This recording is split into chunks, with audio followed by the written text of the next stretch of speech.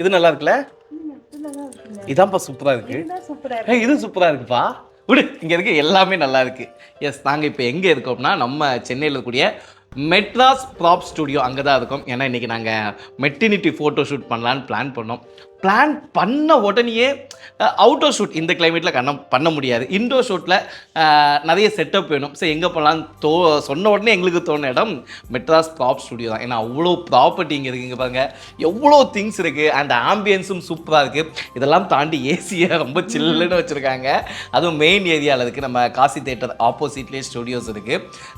நிறைய ப்ராப்பர்ட்டிஸ் இங்கே வந்து இது இல்லைப்பா, நம்ம பேபி ஷூட் இங்கே தான் பண்ணுறோம். ஓகேவா? ஆமாம், ஏன்னா குழந்தைங்களுக்கு தேவையான நிறைய ஐட்டங்கள்ஸ் திங்ஸ் எல்லாமே இருக்குது.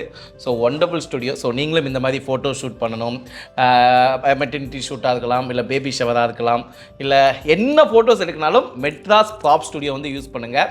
ஆம்பியன்ஸும் நல்லாயிருக்கும். இவங்க ட்ரீட் பண்ணுற விதமும் ரொம்ப சூப்பராக இருக்கும். பட்ஜெட்டும் ஃப்ரெண்ட்லியாக தான் இருக்கும்னு நினைக்கிறேன். அப்படி தானம்மா? எஸ், சொல்லிட்டாங்க. பட்ஜெட்டும் ரொம்ப ஃப்ரெண்ட்லியாகவே தான் இருக்கும்.